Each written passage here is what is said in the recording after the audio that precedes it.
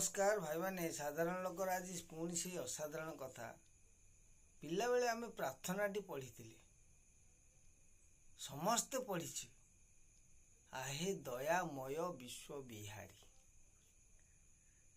से अनेक गुड़ी पंक्ति थिला तार अनेक तत्वभित्तिक कथा थिला ताकू खाली आमे बोली देले कार्य के लगेलेनी कहले गोटे पद थिला कहले सत कहवाकू किया डरबी सत कही पछे मले मरबी मोते एतिकी शिकाओ साहिए मोर धन जन लोड़ा नाही आउरी भी मध्य केते थिला कहला कूट कपट स्वभाव जहार तांकू दुरुमु करई जुहार मोते न मिसाओ तांको साथी रे सदा रख साधु जन कतिरे दया विनय हेउ मो भूषण कहा मने न दिए मु कषण दुख दुखी रखित सेवा कारणे बल दिय मोर कर चरणी से प्रार्थनार उक्ति रक थिला आज से प्रार्थना नाही कि से उक्ति से पंक्ति सब कुआड़े गलानी साधारण लोकर आज से असाधारण कथा जो सौम्यश्री भौणीटी आज निज देहरे पेट्रोल ढालतु बा तांकु किए ढाली देकी तांकु ए संसार ये भू धरापृष्ठ से तांकु विदाय दे देले से पंथा को आवड़े नहीं थिले जो पंथा संथ कवि भीम भोई लिखिथिले आउ जहाँकि महामहिम राष्ट्रपति द्रौपदी मुर्मू सांसद भितर को प्रवेश कर कहिथिले कहले प्राणी आरत दुख प्रमित देखु देखु केवा सहु मो जीवन पछे नरके पड़ी थाऊ जगत उधार हेउ एबे आम संविधान रे लिपिबद्ध होइकी रहिला सारा विश्व देखुची सेही भली आमर सौम्यश्री भौणी जेते जहाकू गुहारी कले मध्य केही तांको कथा सुनिलेनी किंतु गोटे कथा निराट सत्य साधारण लोकर असाधारण कथा जदि जने गोटा कामुड़ा कुकुर रखुची घरे ताकू विदा कर दउची जदि गोटे नातुआ गाई रहुची घरे ताकू नेकी बिकी दउची अन्य काहाकू ए सरकार पूर्वतन हो वर्तमान हो जी हो ना कहीं जो टीचर जनक एफएम कॉलेज रे एते दुर्नीतिग्रस्त हेले ता पूर्वरु सी संबलपुर पटे थिले सेठी भी सही केलेंकारी करथिले तापर मझिरे कोठी आ गोटे जगह थिले सी एमती केलेंकारी कले तेणु 12 तीन बार रे नाश गले तेणु काहींकी गोटे नातुआ गाई एते नातुआ हवा को गला कला बेल थाऊ बंध बांधरे कुमर पुरी रहु सरोवर नीर सुखी गले तो हंसा उड़िब पिंड हेब नार खार बेल थाऊ थाऊ जेते बेले गोटे दुर्नीतिग्रस्त लोक एभली कार्यकलाप थरे करिले द्वितीय थर कला तृतीय पर्यंत तांको काहींकी रखिथिले सरकार से परवर्ती सरकार आ वर्तमान सरकार बा पूर्वतन सरकार आ वर्तमान चालुथिया सरकार काहींकी से दुष्ट द्रुम को रखिथिले कहा बळे रे से बलियान हेकी थिला साधारण लोक साधारण पिला आज पर्यंत चाकरी खंडे पाई पारु नांती ताटी किरस झरुथिला किम होउथिला आ किए तांकटू फायदा नउथिले जे को सरकार बा को मंत्री को एमएलए तांकू तीन थर କଳୁଷିତ କାର୍ଯ୍ୟ କଲେ ମଧ୍ୟ ତାଙ୍କୁ ଖାଲି ଏପଟରୁ ସେପଟ କରୁଥିଲେ। କାହିଁକି? ଭାଗବତର ତତ୍ଵ କଣ କହିଲା ନା ମୂଳୁ ମାରିଲେ ଜୀବ ସରି। ତାଙ୍କୁ ସେଇଠି ଯଦି ଓପାଡ଼ିକି ଫୋପାଡ଼ି ଦେଇଥିଲା ଆଜି ସୁମେଶୀ ଭଉଣୀଙ୍କର ଏଭଳି ଅବସ୍ଥା ହୋଇନଥାନ୍ତା। ଏଥିପାଇଁ ଦାୟୀ କିଏ? ନା ଯୋଉ ମିଡିଆଠୁ ଧରିକି ଯୋଉ ମନ୍ତ୍ରୀ ଏମଏଲଏ ମାନେ କହୁଛନ୍ତି ତିନି ଥର ସିଏ ଏଇଭଳି କାର୍ଯ୍ୟରେ ଲିପ୍ତ ରହିଥିଲା। କାହିଁକି ପ୍ରତିବାଦ ଉଠାଉନଥିଲ? କୋଉଠି ତମେ ଶୋଇଥିଲ ଆଜି ପର୍ଯ୍ୟନ୍ତ? କେତେ ନିରୀହ ଜୀବନ ଗଲା ପରେ ତମ ଚେତନା ଆସିବ ଆଜି ରାଜରାସ୍ତାରେ ଖାଲି ଗୋଟିଏ ଭଉଣୀ ପାଇଁ ତୁମେ ଆଜି ଏ ଷ୍ଟ୍ରାଇକ୍ ଭଲ ମନ୍ଦ ଆନ୍ଦୋଳନ କରୁନ। ଶହ ଶହ ଲୋକଙ୍କୁ ତମେ ନିରୀହ ଲୋକଙ୍କୁ ଜନସାଧାରଣଙ୍କୁ ଆଜି ମୃତ୍ୟୁ ମୁଖକୁ ଠେଲିଦେଲ। ଗୋଟିଏ ଦିନରେ ଗୋଟିଏ ଭଉଣୀ ପାଇଁ ତୁମେ କହୁଛ ଆମେ ରାଲି କରୁଛୁ ନ୍ୟାୟ ମାଗୁଛୁ। କିଛି ନ୍ୟାୟ ମାଗୁନ। ତୁମରି ହିଁ ଅନ୍ୟାୟର କାରଣ ଆଜି ଯୋଉ ସୌମ୍ୟଶ୍ରୀ ଭଉଣୀର ପ୍ରାଣ ଗଲା। ଆଉ ତୁମେ ଯୋଉମାନେ ରାଲି କରୁଛ ତୁମ୍ଭରି ମାନ ପାଇଁ ବେଳ ଥାଉ ଯଦି ଚେତି ଯାଇଥାନ୍ତ ଆଜି ସେଇ ଦୁଷ୍ଟ ମାନବ ଆଜି ଦାନବ ହବାକୁ ଯାଇନଥାନ୍ତା। ଦାନବ ହୋଇଲାଠୁ ଭଉଣୀଟି ଆଜି ନାଶ ଗଲା। ତାହେଲେ ଏଥିପାଇଁ ଦାୟୀ କାହାକୁ କରିବା? ପ୍ରଥମ ଦାୟୀ କିଏ? ଏ ସମାଜ। ଯୋଉମାନେ ତାର ପ୍ରଥମ ଭୁଲଟିକୁ ଗୁପ୍ତ କରିଦେଲେ, ଦ୍ୱିତୀୟ ଭୁଲକୁ ଗୁପ୍ତ କରିଦେଲେ, ତୃତୀୟ ଭୁଲକୁ ତାର ପଥ ଖୋଲିଗଲା। ତେଣୁ ଏଇ ପଥର ପଥିକ ପ୍ରଥମେ ତାଙ୍କୁ ହିଁ ଆରେଷ୍ଟ କରିବା ଦରକାର। ସେ ହିଁ ପ୍ରକୃତ ଦୋଷୀ। ଆଉ ୟାଙ୍କର ତ ତୃତୀୟରେ ମୁଖ ପୁରା ଟୋଟାଲ ଖୋଲିଗଲା। ସିଏ ହିଁ ପ୍ରକୃତ ଜନସାଧାରଣ ସମାଜ ଆଗରେ ସେ ତ କଳୁଷିତ ହେଲା। କିନ୍ତୁ ପ୍ରଥମେ କଳଙ୍କିତ କାର୍ଯ୍ୟ, ଦ୍ୱିତୀୟ ଭୁଲ କଳଙ୍କିତ କାର୍ଯ୍ୟ, ତୃତୀୟ ଭୁଲ କରିଲେ ଯାକେ କାହିଁକି ଗଲା? ତାଙ୍କୁ ଅଦଳ ବଦଳ କାହିଁକି କରାଯାଉଥିଲା? ଏପଟ ସେପଟ ଜାଣୁଛେ ତ ଏଇଭଳି ତେଣୁ ପ୍ରକୃତି ତାଙ୍କର ଏଇଭଳି ଥିଲା। ତେଣୁ ତାଙ୍କୁ ସେଇ ବେଳଠାରୁ ତାଙ୍କୁ ମୂଳରୁ ମାରି ଦେଇଥିଲେ ସରିଥାନ୍ତା। ସେଥିପାଇଁ ଚେତନର କଥା ଏଇ ପ୍ରାର୍ଥନାରେ ଥିଲା, କହିଲା ସତ କହିବାକୁ କିଆଁ ଡରିବି, ସତ କହି ପଛେ ମଲେ ମରିବି। ତେଣୁ ଏଇ ଅନ୍ୟାୟ ଅନୀତି ସେ ଆଉ ସହିପାଇଲେନି। ଆମ ସେ ଭଉଣୀ ବାଧ୍ୟ ହେଲେ। ନା ସମାଜ ତାଙ୍କୁ ଦେଲେ ନ୍ୟାୟ, ନା କଲେଜ ଦେଲା, ନା କେହି ଦେଇପାରିଲେନି। କହିଲେ ଶେଷ ପାଇଁ ସିଏ ଲାଷ୍ଟକୁ ମୁଁ କହିଛି ନା ସିଏ ଅନ୍ୟାୟକୁ ବିରୋଧ କରି ଆଜି ନିଜେ ପ୍ରାଣ ତ୍ୟାଗ କରିଦେଲେ। କାହାକୁ? ସଂସାରକୁ ଦେଖେଇବା ପାଇଁ। ଦେଖରେ ତମେ କଳଙ୍କକୁ କୁଣ୍ଢେଇ ଧରିକି ବସିଲ। ଗୋଟା ଜାଗାରେ କଳଙ୍କିତ କରିଲା ସମ୍ବଲପୁର ବୁଲାପଟେ, ସେଠି ତାକୁ କିଛି ଦଣ୍ଡ ଦେଲନି। ଦ୍ୱିତୀୟରେ ସିଏ କେନ୍ଦ୍ରାପଡ଼ା ନା କୋଉ ପଟେ ଗୋଟା ରହିଲା ଯେ ସେଠି କଳଙ୍କିତ କାମ କରିଲା ସେଇ ଲୋକ। କିଛି ତାକୁ ସମାଜ କି ସରକାର କେହି ତାକୁ ଦଣ୍ଡ ଦେଲେନି। ତୃତୀୟରେ ଆଜି ମୋ ଉପରେ ସେଇ ଅତ୍ୟାଚାର ହେଲା।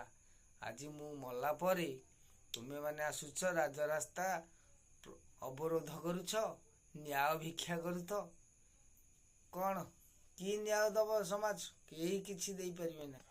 ଏବେ ତାଙ୍କୁ ଯୋଉ ଟିଚର ଏଇଭଳି କାମ କରିଥିଲେ ସେ ତ ଏବେ ଜେଲକୁ ଗଲେ। ପ୍ରିନ୍ସିପାଲ ମଧ୍ୟ ଜେଲକୁ ଗଲେ। ସୌମ୍ୟଶ୍ରୀ ଭଉଣୀ ଯେତେବେଳେ ପେଟ୍ରୋଲ ଢାଳୁଥିଲେ ତାଙ୍କୁ ଯିଏ ଉଦ୍ଧାର କରିଥିଲେ ବର୍ତ୍ତମାନ ତାଙ୍କ ଉପରେ ବି ଆକ୍ସନ ଆସିଗଲାଣି। ସେମାନେ ଭିଡ଼ିଓ କରୁଛନ୍ତି।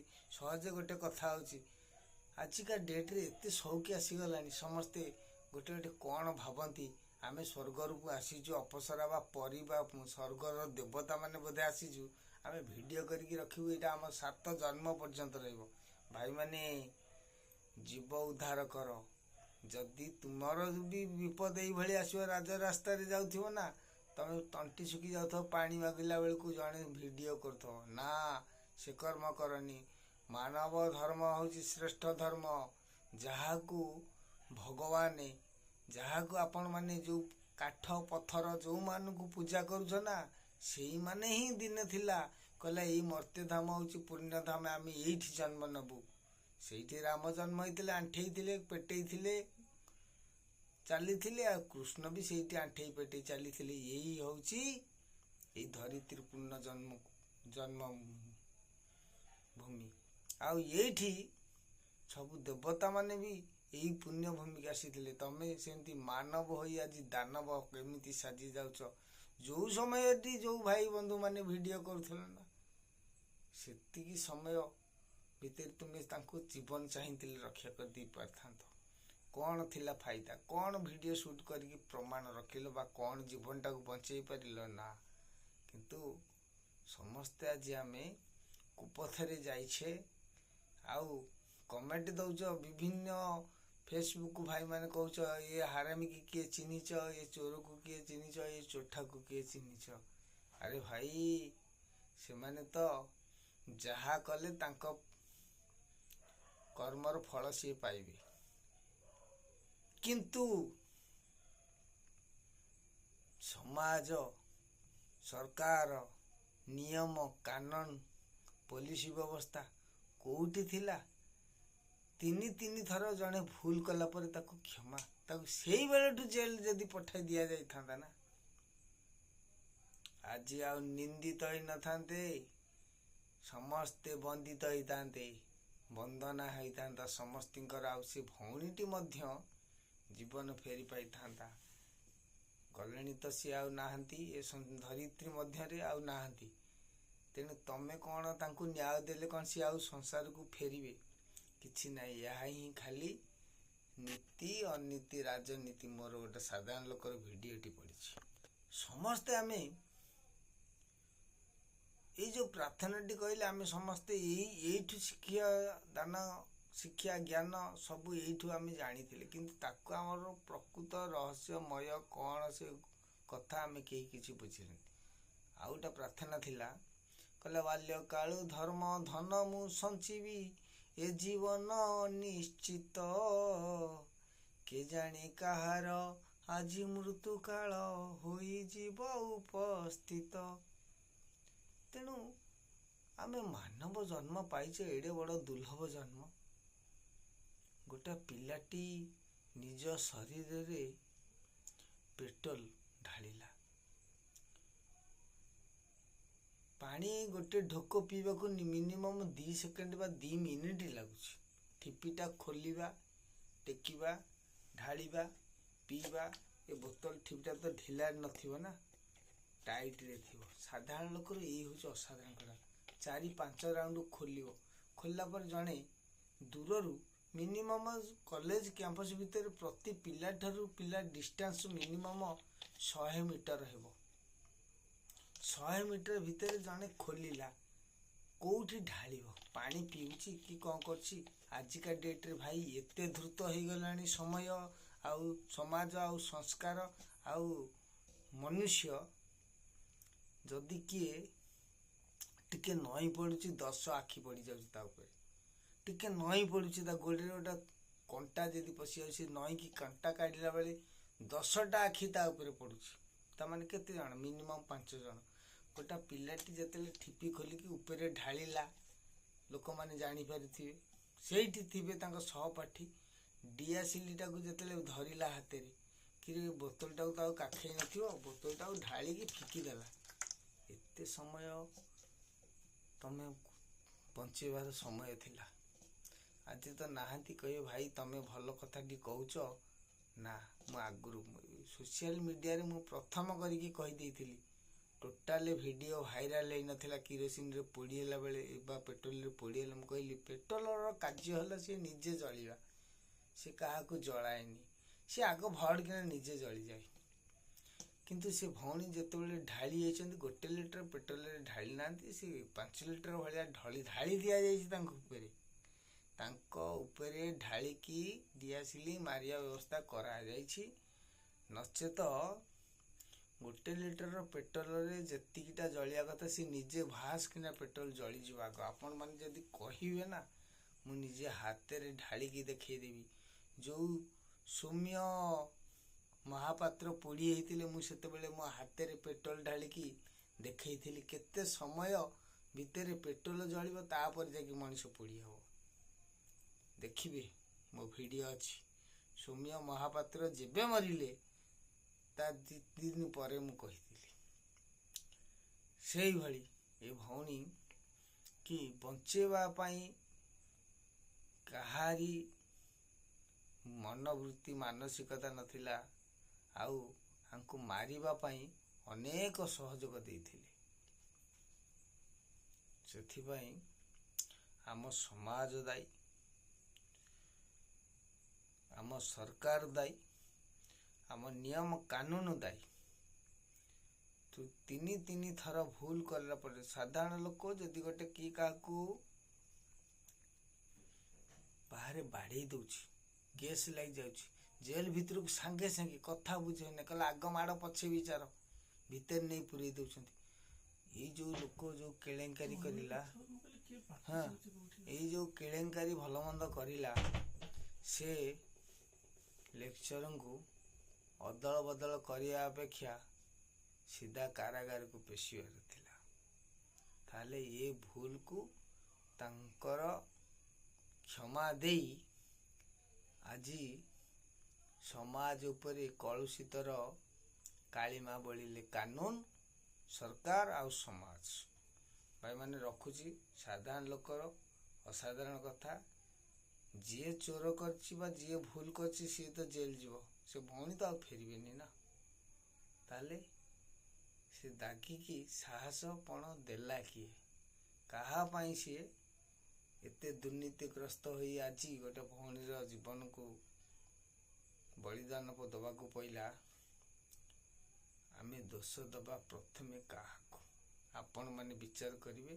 ସାଧାରଣ ଲୋକର ଅସାଧାରଣ କଥା। ହଉ ଭାଇମାନେ ରଖୁଛୁ। କମେଣ୍ଟ ସେୟାର କରିବେ ଆପଣଙ୍କୁ ଯଦି ଭଲ ଲାଗିଲା। କହିଲା ଗରିବ ଯିଏ ମରିବ ସିଏ, ଏଇଟା ଧ୍ରୁବ ସତ୍ୟ।